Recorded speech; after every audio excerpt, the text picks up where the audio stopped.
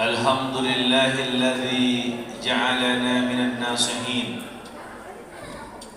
وكرمنا وفضلنا وأفحمنا بعلوم العلماء الآملين الراسخين، ونصلي ونسلم على من نسخ دينه أدية القفرة والطالحين، وهو سيدنا وحبيبنا وشفيعنا وقرة أعيننا ومولانا محمد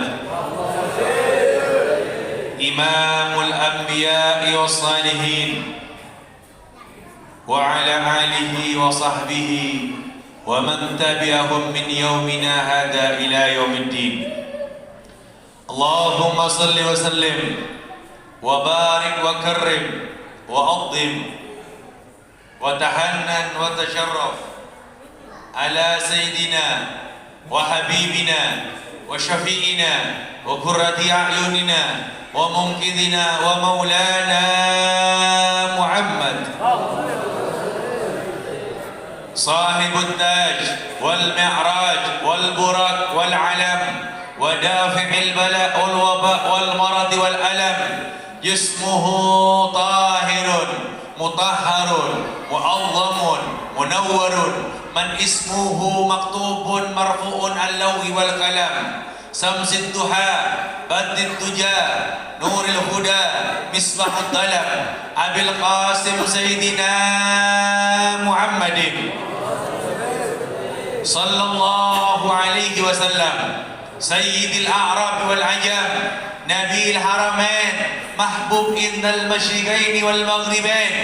فيا أيها المشتاقون لنور جمالك، wahai orang-orang yang rindu ingin berjumpa melihat keindahan wajahnya, wahai orang-orang yang dalam hatinya ada kecintaan kepadanya, wahai orang-orang yang Allah takdirkan menjadi umatnya, bersalawatlah kepada Rasulullah sallallahu alaihi wasallam.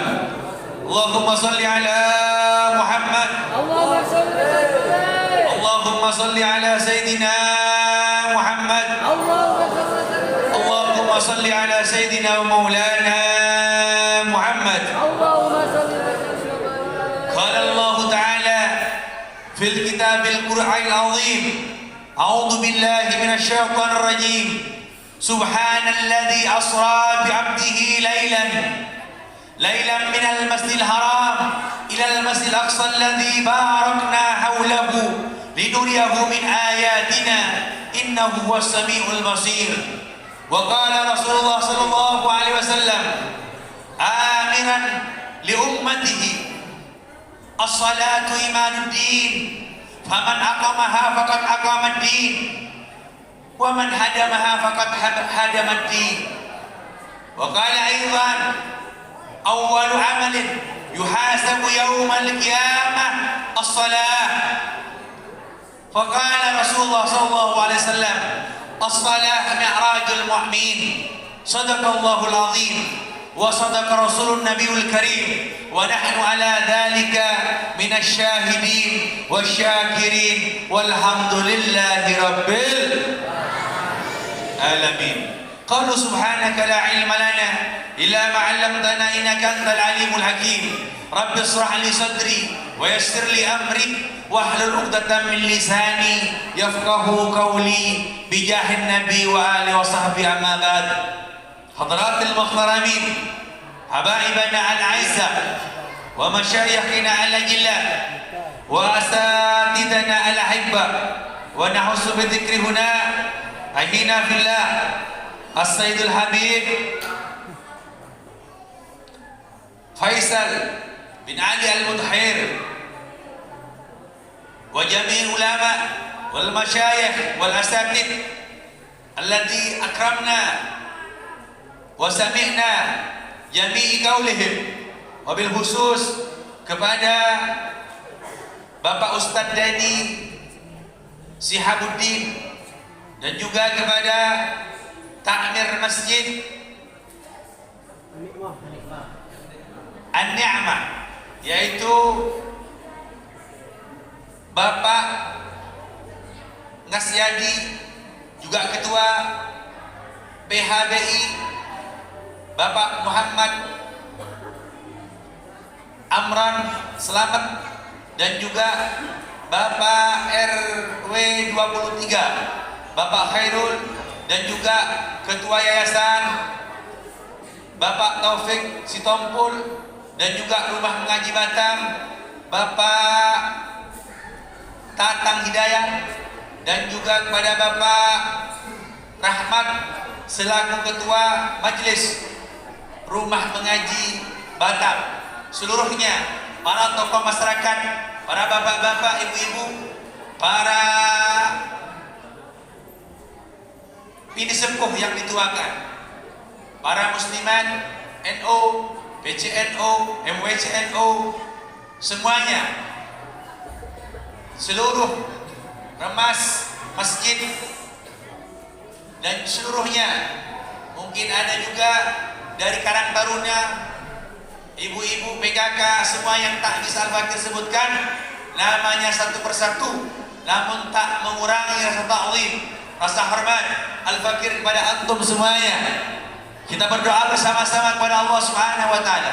Mudah-mudahan para guru-guru kita, para orang tua kita, para ulama kita, para habaib kita, semuanya senantiasa dalam lindungan Allah Subhanahu wa taala.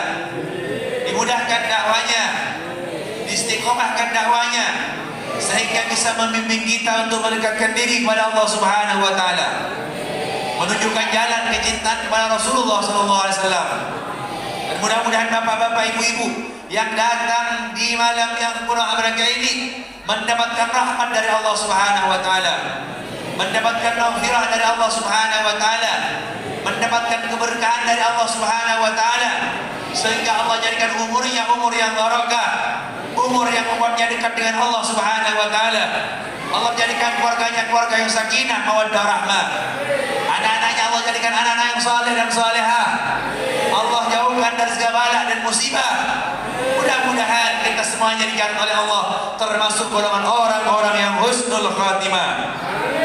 Amin amin ya rabbal. Amin amin ya rabbal. Ini bagian depan aminnya semangat semuanya. Ibu-ibu di belakang melotot seperti ini, kayak termangu seperti itu ya. Ibu lagi bikin apa, Bu? Atau mungkin gara-gara lihat saya soalnya kok ganteng katanya. Masalah Muhammad. Soalnya yang di depan pada amin, yang belakang bengong, atau mikirin hutang ibu-ibu ya. Ibu-ibu yang di belakang pikirkan hutang. Hah? Ada yang punya hutang ibu-ibu? Ada. Banyak. Mudah-mudahan yang punya hutang, hutangnya lunas. Bapak-bapak yang di belakang cuma bengong ya, udahlah senderan, enak ya, nggak ngamini juga. Kata Nabi dikatakan ada 5 khomsun min haqqi muslim al muslim. Ada 5 haknya orang muslim, haknya orang mukmin atas orang mukmin yang lainnya. Yang pertama itu menjawab salam. Maka hukumnya menjawab salam itu wajib, karena haknya orang mukmin. Mengucapkan salam hukumnya Maka kalau ada orang mengucapkan salam, jawabnya yang kenceng. Ini udah senderan, nggak jawab salam lagi. Yang kedua, wa ijabatut da'wat, memenuhi undangan. Kalau Ustadz Syabuddin mengundang antum untuk acara Isra Mi'raj malam ini, kalau nggak ada halangan wajib hadir, wajib datang. Kalau nggak datang dosa, karena itu haknya orang mukmin. Kalau ayat dakwatan itu artinya undangan, tapi kalau ayat duaan itu artinya berdoa. Maka sebagian ulama kita Ahlu Sunnah wal Jamaah mengatakan kalau ada ulama berdoa, kiai berdoa, ustaz berdoa, para habaib berdoa, kita diwajibkan mengaminkan doa mereka. Sebagaimana tatkala Allah Subhanahu wa taala menyuruh kepada Nabi Musa untuk berdoa, Nabi Musa enggak mau berdoa karena kurang fasih lidahnya, maka menyuruh Nabi Harun untuk berdoa. Nabi Musa yang mengaminkan, kemudian Allah menjawab, kami telah mengabulkan doa kalian berdua. Yang doa padahal itu Nabi Harun, Nabi Musa cuma amin saja, tapi oleh Allah, aku telah mengabulkan doa kalian berdua. Artinya apa? Ini menjadi dalil bagi orang ahlu sunnah wal jamaah. Kalau kita doa bareng-bareng lebih mudah untuk diijabah oleh Allah Subhanahu. Jadi mudah-mudahan ibu-ibu yang di belakang yang banyak pikiran, mungkin sumpah gara-gara pekerjaan, gara-gara rumah tangga, mungkin gara-gara masalah mengurus anak dan lain macam sebagainya, mudah-mudahan yang sumpah Allah hilangkan kesumpangannya, Allah bahagiakan hatinya, berkat kemuliaan majlis ini yang hatinya sedang galau, Allah angkat galaunya, Allah bahagiakan hatinya. Yang sakit mudah-mudahan Allah sembuhkan penyakitnya. Yang dapat ke tempat ini belum punya keturunan, Allah berikan keturunan yang saleh dan salehah. Yang belum dapat jodoh, mudah-mudahan Allah berikan jodoh yang saleh-salehah. Dan yang amin kok bapak-bapak ini. Rupanya bapak-bapak pengen dapat jodoh lagi, Bu. Amin katanya. Wassalam Muhammad. Boleh, Bu, bapak nambah, Bu? Nambah boleh? Nambah anak, Bu, nambah anak. Boleh apa enggak? Boleh ya? Nambah anak boleh, Pak. Kalau nambah ibu nggak boleh. Wassalam Muhammad. Kenapa Al-Fakir dari tadi banyak berdoa? Karena yakin Al-Fakir bahwa di malam yang penuh rakaat ini doa Al-Fakir pasti diterima oleh Allah Subhanahu. Yang pertama alasannya Al-Fakir musafir. Doaul mustafir kata Nabi mustajabah, dikabulkan oleh Allah Subhanahu. Dan yang amin ini lebih dari 40 orang. Ini berapa ribu yang datang? Banyak ini ya. Ada 2000, Bu ya? 2000 lebih dengan para malaikat yang hadir. Amin Allahumma. Amin. Karena setiap majelis kebaikan itu oleh Allah Subhanahu wa taala ada satu malaikat yang tugasnya sayyahin, mereka muter-muter. Untuk apa, Ben? Mereka mencari majelis-majelis seperti ini, mencari majelis zikir, majelis shalawat, majelis maulid, majelis-majelis yang membuat kita ingat dengan Allah. Kemudian ketika mereka menemukan majelis macam ini, mereka turun ke bumi. Mereka kecilkan sayapnya. Untuk apa? Untuk mereka mengamini setiap doa-doa yang kita minta kepada Allah Subhanahu, mengucapkan istighfar bagi orang-orang yang duduk di majlis itu. Mereka mengecilkan sayapnya untuk apa? Agar mereka bisa duduk di majlis tersebut. Bahkan dikatakan saking banyaknya itu malaikat sampai bertumpuk-tumpuk sehingga memenuhi langit pertama, langit kedua sampai langit ketujuh. Mereka bergemuruh mengucapkan istighfar. Lalu Allah mendengar suara mereka, memanggil salah satu malaikat, ya malaikat, wahai malaikat, ada apa itu? Kok semuanya berkumpul? Wahai Allah yang Maha Agung, sesungguhnya di masjid An-Ni'mah sedang diadakan peringatan Isra Mi'raj. Mereka berzikir kepada Engkau ya Allah, mengagungkan Nabimu, kekasihmu Muhammad SAW. Kemudian mereka mengaji ilmu ya Allah. Kata malaikat, mereka lapor bahwa Masjid An-Nikmah RW 23 berkumpul bersama-sama. Kemudian mereka berdoa kepada Engkau ya Allah, memohon kepada Engkau ya Allah. Allah bertanya, wahai malaikat, apa yang mereka minta? Nas'aluka jannah ya Allah, nas'alukal jannah ya Allah. Mereka minta surga ya Allah. Apakah mereka tahu malaikat itu surga seperti apa?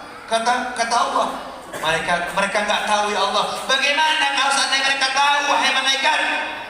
Mereka akan tambah khusyuk dalam berdoa ya Allah. Makanya ibu-ibu kalau ada yang berdoa, kita aminkan bersama. Amin Allahumma. Mudah-mudahan yang aminnya kencang tahun depan naik haji. Dilancarkan rezekinya. Dimudahkan segala urusannya. Amin Allahumma. Lalu apa lagi yang mereka minta wahai malaikat? Ya Allah, mereka meminta nas'aluka najata minan nar ya Allah. Mereka minta agar dibebaskan dari api neraka ya Allah. Wahai malaikat, apakah mereka tahu seperti apa itu neraka? Mereka nggak tahu ya Allah. Bagaimana kalau seandainya mereka tahu itu neraka?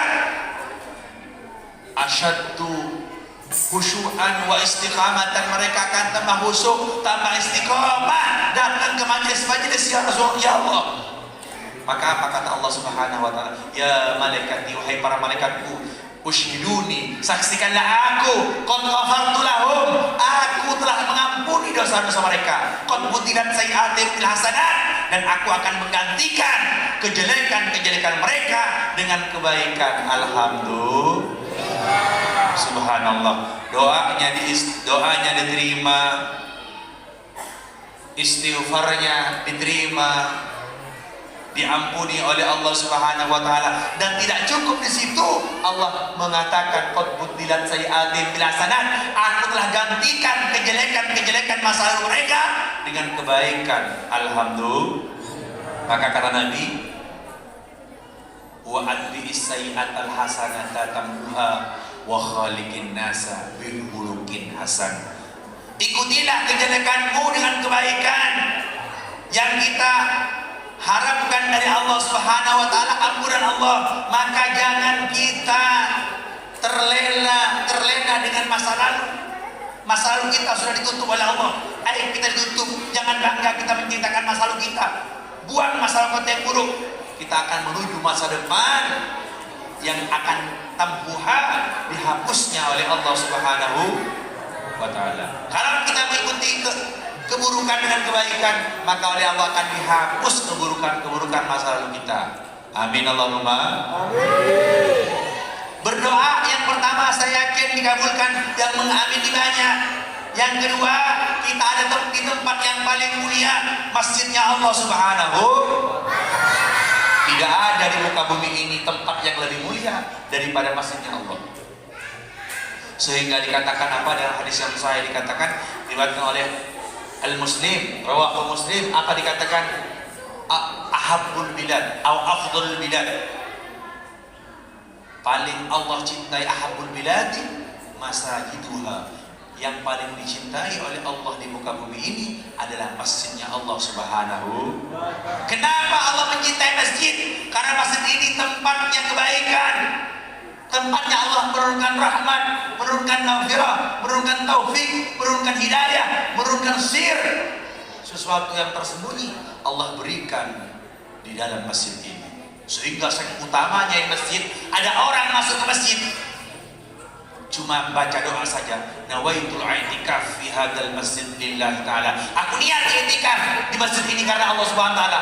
Walaupun orang tersebut gak ngaji, gak baca Al-Qur'an, gak berzikir, gak berdoa, juga gak sholat, duduk saja sudah dapat pahala dari Allah Subhanahu.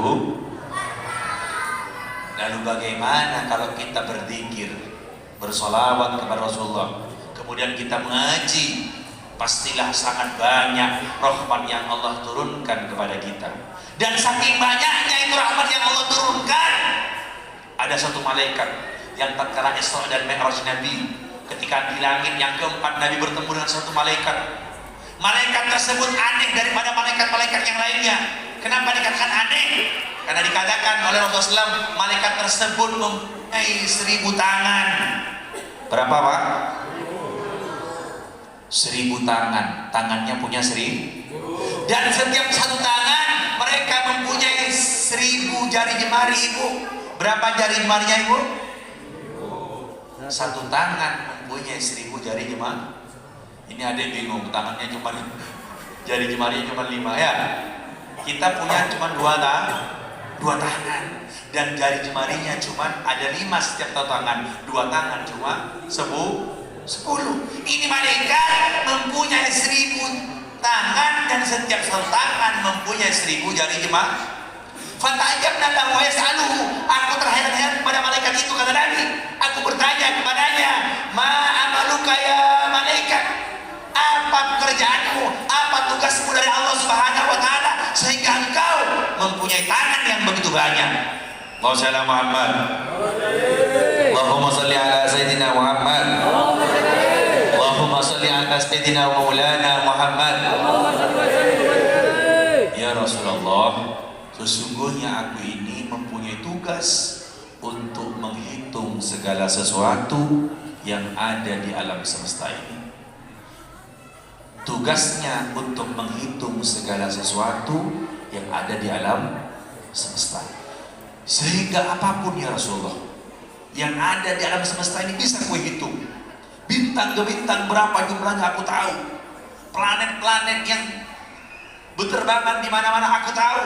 Yang diketahui oleh manusia cuma ada berapa? Cuma ada 12, 13 planet saja. Tapi malaikat ini bisa mengetahui semua planet. Bahkan berapa galaksi yang Allah ciptakan di alam semesta ini, Allah dia tahu. Ya Rasulullah, bahkan tidak ada hujan yang turun di suatu hari, baik di tengah pegunungan atau di tengah hutan, bahkan di tengah lautan, semuanya bisa kuhitung berapa rintik hujan yang turun ke bumi ya Rasulullah. Allahumma shalli ala Muhammad. Allahumma shalli ala Muhammad. Dia mengatakan, ya Rasulullah, tidak ada di suatu hari ada daun yang jatuh dari pepohonan kecuali aku tahu ya Allah, ya Rasulullah, berapa daun di hari itu yang jatuh dari tanggainya. Ya Rasulullah, tidak ada di suatu hari yang ada gelombang daripada ombak yang menerpa pasir kemudian menyeret itu pasir ke pinggir pantai. Aku tahu berapa butir pasir yang dibawa oleh ombak itu ya Rasulullah. Allahumma shalli ala Muhammad.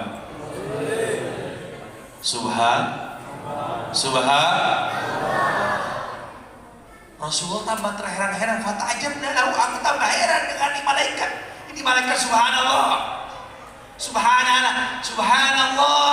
Ma khalaqta hadza batila. Ya Allah, alangkah sempurnanya Engkau menciptakan malaikat ini ya Allah. Tapi tatkala mengucapkan seperti itu, malaikat itu tertunduk merasa malu di hadapan Rasulullah sallallahu alaihi. Kemudian dia berkata, ya Rasulullah, ada satu hal yang tak mampu kuhitung ya Rasulullah. Apa itu wahai malaikat? Para galaksi bisa kau hitung, bintang ke bintang bisa dihitung, planet-planet bisa kau hitung, daun yang jatuh bisa kau hitung, bahkan pasir di pinggir pantai bisa kau hitung wahai malaikat. Lalu apa yang tak bisa kau hitung? Ya Rasulullah, tatkala umatmu berkumpul di satu majelis, kemudian mereka berzikir ya Rasulullah, mereka mengagungkan namamu, berselawat kepadamu, memujamu, kemudian mereka bersama-sama serentak berdoa, mereka berdoa minta kepada Allah, maka tatkala itu Allah Subhanahu wa taala menurunkan rahmat, dan saking banyaknya hujan rahmat yang diturunkan oleh Allah Subhanahu wa taala kepada mereka, aku tak bisa menghitungnya ya Rasulullah. Allahumma shalli ala Muhammad. Allahumma shalli ala Sayyidina Muhammad. Allahumma shalli ala Sayyidina Maulana Muhammad. Saking banyaknya rahmat yang Allah turunkan, malaikat tersebut tidak bisa menghitung banyaknya rahmat tersebut. Alhamdulillah. Maka ibu-ibu, bapak-bapak, bersyukur kita di malam yang berbahagia ini ada di tempat yang paling mulia, peringatan majelis yang paling mulia. Tidak ada majelis yang lebih mulia yang membuat kita ingat kepada Allah Subhanahu wa taala dan juga bisa menambah memupuk kecintaan kita kepada Rasulullah sallallahu alaihi. Tujuan diadakannya Isra Mi'raj, kata para alim ulama, minimal ada 3 perkara. Ingat, catat dan baik-baik. Ingat baik-baik, catat baik-baik. Tujuannya ada 3. Jangan sampai kita setiap tahun memperingati Isra Mi'raj tapi kita tidak tahu apa tujuan Isra dan Mi'raj. Muhammad. Ibu-ibu, apa tujuan Isra Mi'raj ibu? Halo? Ini ibu-ibunya kok nggak ada yang ngomong, jangan-jangan bisu semua ini. Muhammad. Bapak-bapak, apa tujuan Isra Mi'raj bapak-bapak? Untuk apa?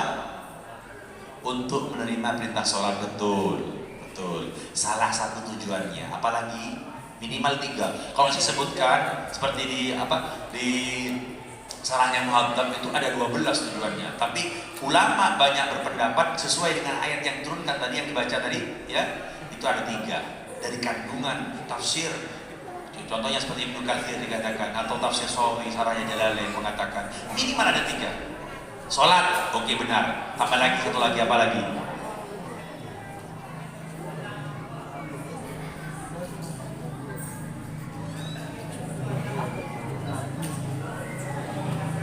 Memperlihatkan kekuasaan Allah Subhanahu. Betul. Memperlihatkan kekuasaan Allah Subhanahu. Semangat Ustaz ternyata bapak-bapak ini. Ayo lagi, apa lagi? Ini 2 sudah benar nih. Apa nak? Ayo apa? Ayo. Rasulullah Muhammad. Dua sudah disebutkan, minimal orang mendengar Isra Mi'raj 3 tujuannya Allah Subhanahu wa taala. Yang pertama, Allah ingin menunjukkan bagaimana kekuasaan Allah Subhanahu. Makanya Allah memulai firman tersebut, Subhana, Maha suci Allah Subhanahu wa taala. Maka yang lain Allah, yang selain daripada Allah tidak ada yang suci. Mereka yang mensucikan dirinya, orang yang ingin mensucikan dirinya itu seperti manusia yang ingin mensucikan dirinya. Bahkan Nabi Muhammad itu disucikan oleh Allah Subhanahu. Nabi 2 kali dibedah. Yang pertama tatkala umur 3 tahun. Yang pertama apa yang dibedah? Dibuang rahmatnya untuk orang kafir, untuk iblis, untuk jin. Sehingga apa? Kalau seandainya rahmat untuk mereka nggak dibuang, maka sesungguhnya iblis sekalipun bisa masuk surga. Dan itu kata para ulama. Maka dibedah waktu umur 3 tahun. Maka waktu itu Suwaibah yang menyusukannya, Halimatus Sa'diyah yang menyusui, beliau takut, akhirnya melapor kepada kakeknya Abdul Muthalib, ya, bahwa Nabi Muhammad didatangi 2 orang laki-laki kemudian dibedah seperti itu. Yang kedua, tatkala Isra dan Mi'raj dibelah lagi. Untuk apa? Bukan karena kotor, tidak. Dikatakan oleh Habib Ali dan kitabnya Simtud Durar, walakinnahu zaduhu duhran ala duhrin. Akan tetapi dibedahnya itu untuk menambah dari yang suci, disucikanlah lagi. Allah SWT Muhammad. Ada piring oleh ibu-ibu, habis dicuci ditaruh di dalam lemari. Setelah dapat 1 bulan, mau ada acara di rumahnya, piringnya diambil lagi, sudah suci, tapi dicuci lah. Supaya apa? Supaya lebih suci. Zadu duhran ala duhrin. Dibedah lagi. Kemudian Isra itu perjalanan dari Mekah menuju ke Masjidil Aqsa. Masjid Aqsa di mana adik-adik? Di mana? Di Palestina. Itu namanya Isra. Perjalanan darat itu namanya Isra. Perhatikan, nanti di akhir Habib akan kasih hadiah, yang bisa jawab nanti dikasih hadiah. Isra itu namanya perjalanan darat. Mi'raj dari Masjid Aqsa ke Sidratul Muntaha, menghadap kepada Allah Subhanahu. Di mana itu Sidratul Muntaha? Sidratul Muntaha itu melewati langit yang ke-7, kemudian melewati arsy Allah, melewati kursinya Allah, kemudian sampai pada Sidratul Muntaha, bertemu dengan Allah Subhanahu. Bahkan malaikat Jibril, malaikat yang paling hebat, presidennya para malaikat, tatkala nyampe di perbatasan Sidratul Muntaha, malaikat Jibril berhenti, ditanya, "Ya Jibril, kenapa kau berhenti wahai Jibril?" "Ya Rasulullah, inilah batasanku ya Rasulullah. Seandainya aku melangkah 1 langkah saja memasuki ke Sidratul Muntaha, maka tubuhku akan terbakar ya Rasulullah." Allahumma Muhammad. Allahumma salli ala Sayyidina Muhammad. Allahumma salli ala Sayyidina Maulana Muhammad. Tapi Nabi Muhammad dikatakan dalam tafsir menemui Allah Subhanahu wa taala dengan bajunya, dengan jubahnya, dengan imamahnya, bahkan trompanya Rasulullah dibawa menghadap Allah Subhanahu. Sehingga ulama mengatakan trompanya Rasulullah itu lebih mulia daripada malaikat Jibril. Kenapa? Karena trompanya Rasulullah menempel kepada orang yang mulia, orang yang paling mulia, yaitu Rasulullah Shallallahu Alaihi. Sehingga trompa Nabi sekarang ditaruh di atas kepala. Bentuk trompa ada nggak? Ditaruh di jubah, ditaruh di imamah sebagai simbol kecintaan kepada Rasulullah Shallallahu Alaihi. Ditaruh di dada seperti bapak ini, ditaruh di dada trompanya Rasulullah. Trompanya Nabi bertemu Allah. Kenapa? Menjadi mulia karena nempel dengan orang yang mulia. Maka kalau kita pengen mulia, ayo kita tiru bagaimana akhlaknya Rasulullah SAW.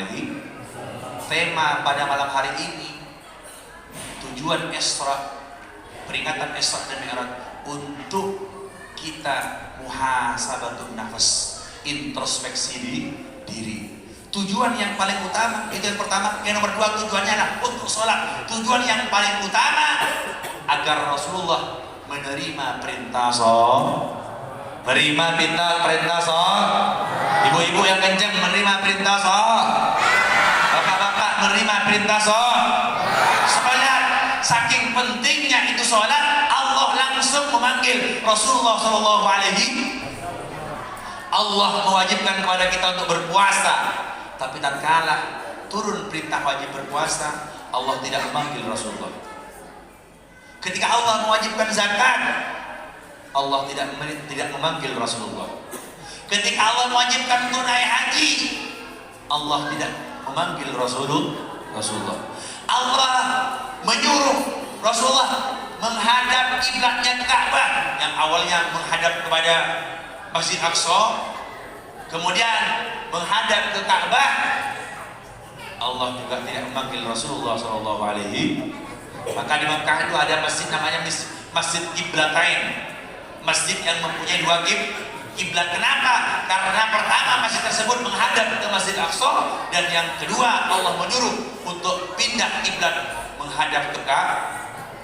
Dan dipanggil oleh Muhammad. Tapi tatkala Allah Subhanahu wa taala ingin memberikan perintah salat, Allah langsung memanggil Rasulullah SAW menghadap Allah Subhanahu wa taala. Itu menunjukkan betapa pentingnya ibadah salat.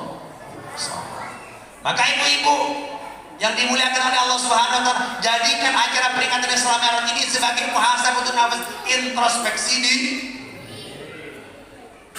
Umur saya sudah 40 tahun. Umur saya sudah 50 tahun. Umur saya sudah 60 tahun. Umur saya sudah 70 tahun. Pertanyaannya, apakah sholat kita ini sudah diterima oleh Allah?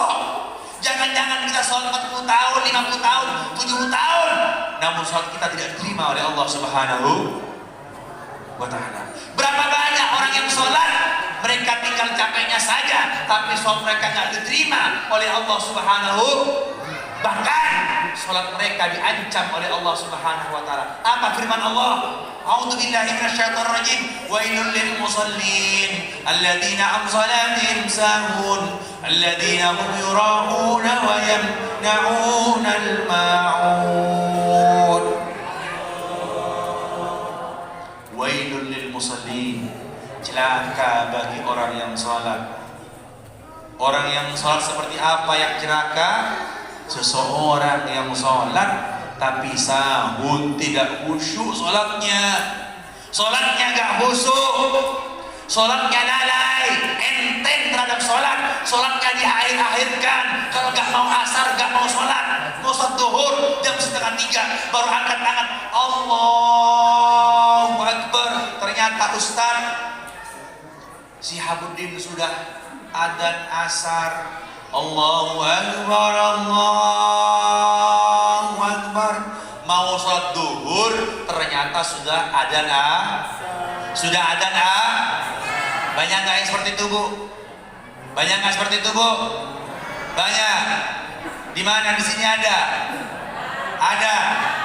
Nggak ada? Alhamdulillah.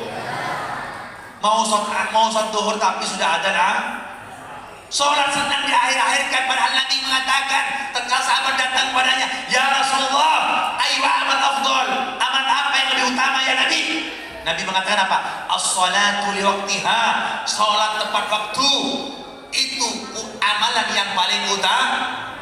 Masjidnya sudah enak, masjidnya sudah bagus, AC-nya sampai ada 6. Di masjid saya di Malang nggak ada AC-nya, pakai kipas juga udah butuh. Wassalamu Muhammad. Seharusnya kita tambah semangat ibadah kepada Allah Subhanahu wa ta'ala. Sholat tepat waktu kata Nabi, itu amal yang paling baik. Orang yang sholat tepat waktu akan dijaga kehidupannya oleh Allah. Rumah tangganya dijaga, anak-anaknya dijaga, suaminya dijaga, istrinya dijaga, hartanya dijaga, pekerjaannya dijaga. Karena kenapa? Karena dia menjaga haknya Allah Subhanahu. Apa kata Allah? Orang yang menjaga, ihfadillah yahfadka, jagalah haknya Allah, yahfadka, Allah akan menjagamu. Ihfadillah tajidu amamaka, jagalah apa yang dimiliki Allah yang ada di depanmu. Apa itu? Sholatmu, puasamu, zakatmu, jaga. Allah akan menjaga kehidupan kita. Allah akan menjaga kehidupan kita. Amin Allahumma. Amin Allahumma. Tapi orang-orang yang akhir-akhirkan sholat, bahkan mereka meninggalkan sholat demi mencari dunia, maka orang tersebut tidak akan menemukan kebahagiaan di dunia. Allah berfirman, aqimus sholat, berikanlah kalian sholat. Aku tidak minta rezeki pada kalian, kata Allah. Nahnu narzuqukum, aku yang akan memberi rezeki pada kalian. Bahasanya nih, bahasa kita nih, udah yang penting kamu sholat, urusan rezeki aku yang atur, kata Allah. Ya Allah, pagi jam 4:30 udah berangkat ke pasar, duhur ada di pasar, asar di pasar, maghrib ada di jalan, mau isya baru nyampe ke rumah, mau sholat dia capek tertidur, disibukkan mencari dunia sampai lupa kewajibannya kepada Allah Subhanahu. Banyak gak banyak? Banyak gak banyak? Banyak gak banyak? Banyak. Di sini ada? Nggak ada ya? Ada? Gak ada, alhamdulillah. Kalau di Malang banyak bu, nggak sholat, ya Allah. Saya perhatikan mereka, ada adzan, Allahu Akbar, Allahu Akbar, Allahu Akbar, Allahu Akbar. Hayya 'alas shalah. Mari kita menuju sholat. Hayya 'alas shalah. Mari menuju sholat. Hayya 'alal falah. Mari kita menuju kemenangan. Orang yang sholat sedang menuju kemenangan, tapi orang yang nggak sholat, mereka akan kalah. Di dunia akan kalah, di akhirat akan kalah. Kenapa? Karena orang yang meninggalkan sholat telah meninggalkan daripada agamanya. Kata Imam Romli mengatakan, orang yang tidak sholat maka dia adalah orang yang murtad, keluar daripada agama. Walaupun pendapat Imam Romli ditolak oleh Ibnu Hajar, dua-duanya ulama Syafi'i, mukhalif Imam Syafi'i. Kata Ibnu Hajar, tidak sama orang yang punya iman kepada Allah, walaupun dia nggak sholat, tetap dia Islam. Walaupun dia minal kabair, termasuk dosa besar. Ada 72 dosa besar. Yang pertama asyirku billah, kemudian al-muqatil, orang yang bunuh. Yang ketiga tarikus shalah, meninggalkan sholat. Baru zani, zina. Kenapa? Orang yang meninggalkan sholat jelek amalnya, buruk amalnya. Ada orang sholat sering ke masjid, sholat berjamaah, tapi masih suka ghibah. Ada nggak? Bilang gini, bu, kenapa? Kau lihat sebelah, kenapa? Itu loh, yang pakai kerudung warna pink, dia punya utang 500.000.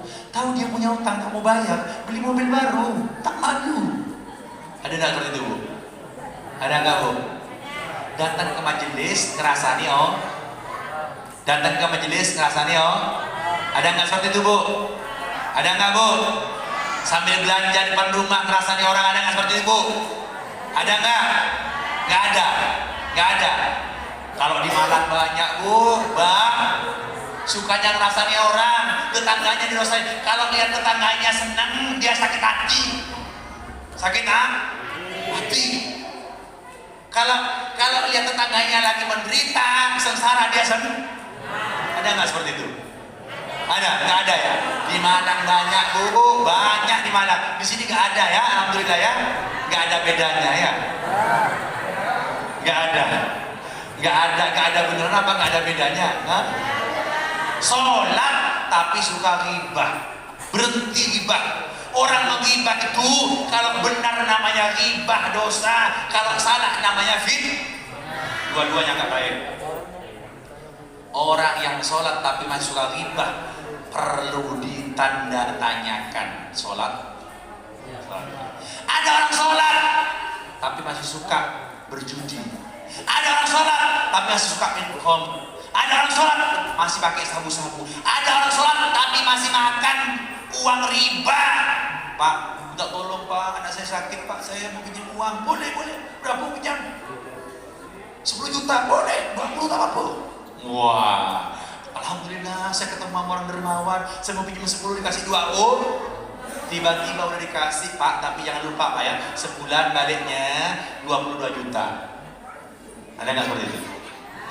Pinjam 1 juta, baliknya 1.100.000. Pinjam 2 juta 1 bulan, baliknya 2.200.000. Ada nggak seperti itu?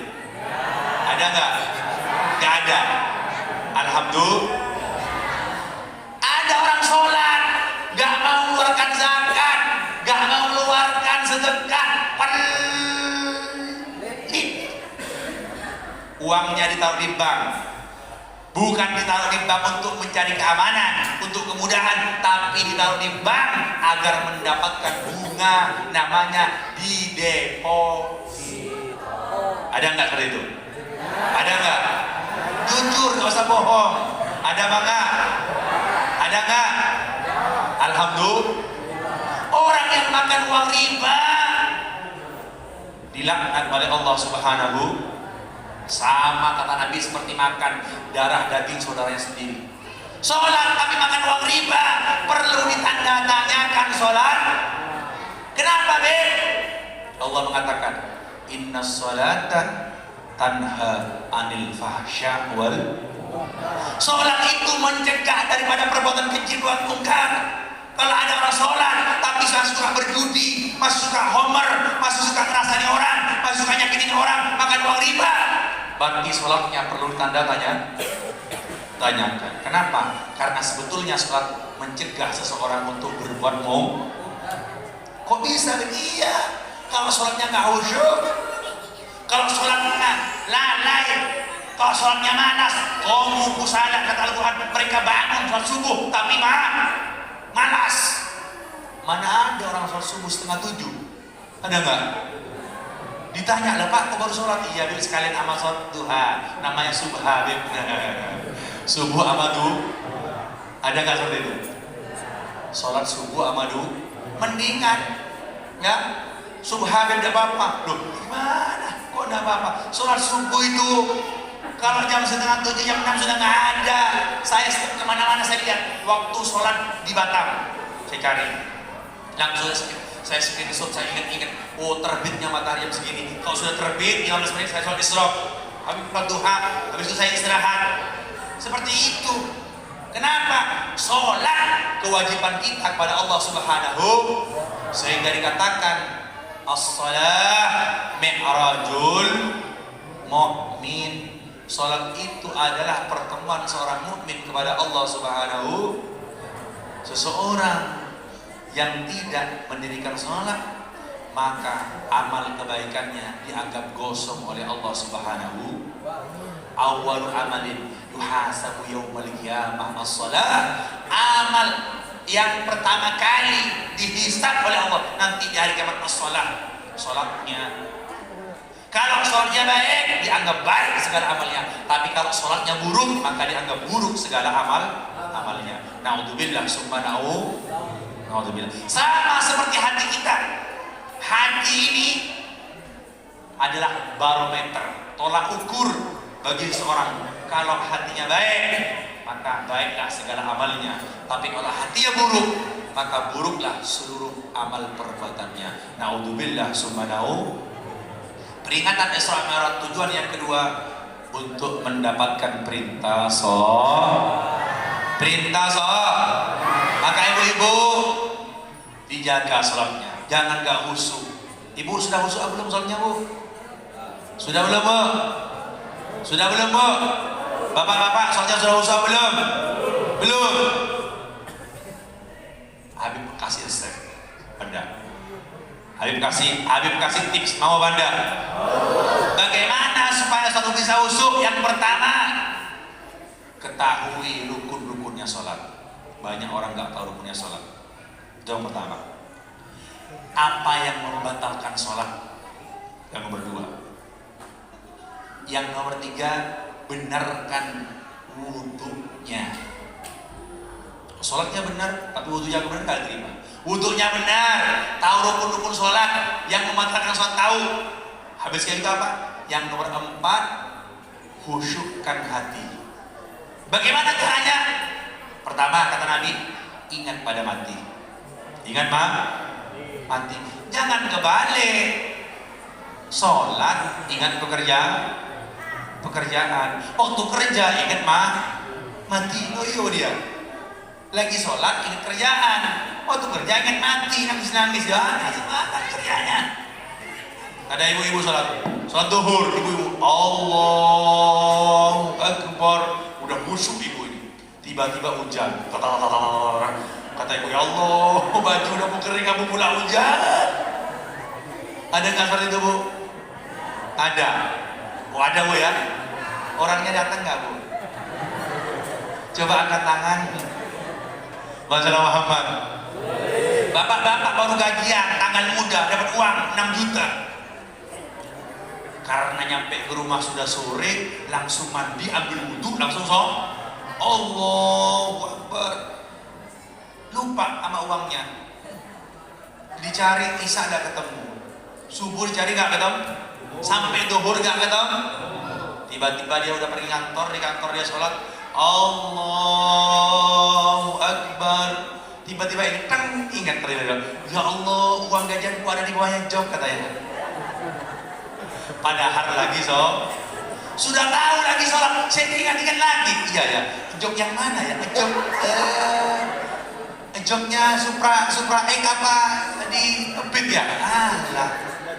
Padahal lagi seharusnya kalau pas lagi sholat gak khusyuk, dikembalikan, dihusyuk-husyukkan. Bagaimana caranya? Yang pertama ingat mati, ingat yang kedua ingat dosa. Yang ketiga, ini agak berat, ingat arti daripada bacaan dalam Jangan kalau pas pekerjaan repot saja, pekerjaan seret saja, ingat terhadap meninggal dunia.